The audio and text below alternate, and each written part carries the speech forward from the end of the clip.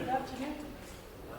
As my brother and colleague said, welcome to the first and what we hope to be one of the many Mauritanian days in the U.S., in Ohio, in Columbus. Thank you all for coming. Thank you all for joining us. When you do what we do, when you rally, you work together, you rise to stand up for your people, to stand up for your country, to rally around, to guide and advocate. It's important to take a pause every now and then, to look at what has been done, to look what needs to be done, to look what has been the challenges, to look what has been the mistakes, to take a pause and to make sure that you change what needs to be changed, to celebrate the wins and to continue on. The Mauritanian Network for Human Rights was created in December of 2018.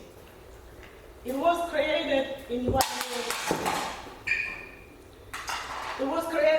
was the worst times or the worst year of the Mauritanian community in the US, especially in Ohio. It was created in the rise of Trumpism and Trump. And for the first time in history, Mauritanians started getting rallied up and deported. I remember one morning, a pregnant woman, she was 8 months old. She called me crying. She said my husband went for his eyes checking and never came out. In the midst of pregnant woman having their husband going, in that case, he was the only breadwinner of that house, going to eyes checking and not coming out. Children desperate to wonder where their dads are, because again, they went to their eyes checking and never came out. As a community, there was palpable fear. There was chaos. There was wonder about what's going to happen and where we're going to do, what we're going to do with this. In the middle of that fear, we had to sit down. We had to come together as a community and look at how we did activism through that. Because we were in organizations, we were in associations for a very long time. But we were laser focused in what was happening in Mauritania, in changing things in Mauritania, in helping people in Mauritania. Along all that time, we didn't realize that Mauritanians here needed our help too. That's when we had to, again, sit down, take a look at the picture, realize the community in chaos and fear, and see how can we sit down and change things while not forgetting what's happening in Mauritania. It was time to come together and stand up for our people here too. It was time to come together and guide our people here too. It was time to come together and advocate for our people here too. That was when Mauritanian Network for Human Rights was born. And in the midst of that crisis, what I was the most proud about was that our communities here stood up with us. I remember vividly the story of a real estate agent. We were at the office of Joyce Bailey's housekeeper Joyce Bailey's office together. And he took the mic. He said, look, I am American. I am as white as could be. He said, until 3 months ago, I didn't even know where Mauritania was. He said, but someone I saw the house, someone I saw the American dream in this country, just woke up one day and went to an ice check-in and never came out. He said, that's wrong. While I don't know about Mauritania, while I don't know about your human rights issues, that person is my brother. I'm gonna stand up with him. And whatever you guys call me, I'm gonna be there with you guys. Those were the stories of people around us in Ohio, in Columbus, in Central Ohio, that rallied around a community in fear, in chaos.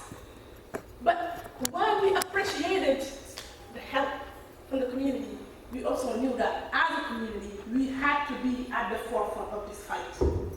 We had to be able to guide our people, to speak to them in a language that they could understand, to translate for them in moments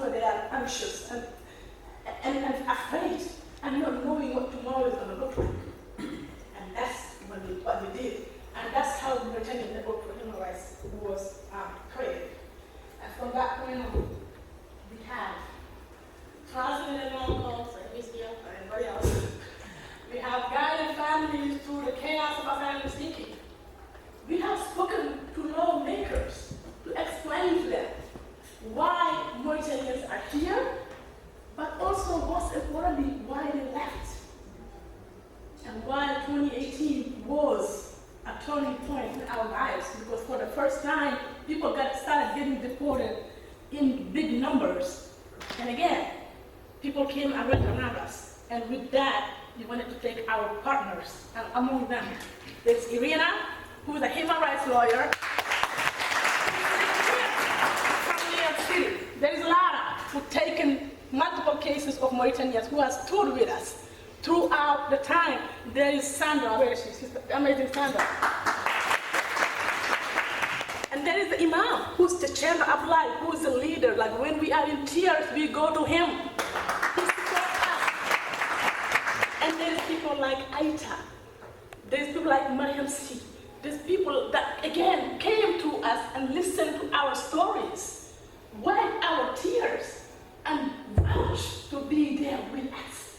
And we truly needed to take a time to take our partners, because we know the life in the US is tragic. No one wants to add their plate. But people said, no matter what, we will be there with you. We will not let you live through this alone.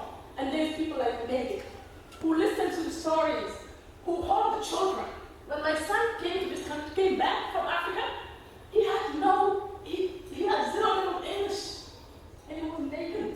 His teacher would held his hand, cried with us, stood with us, and he will not finish play. No worries about that. Through the sport, his anxiety vanished and he loved his school. And on the last day of his school, he was crying, he was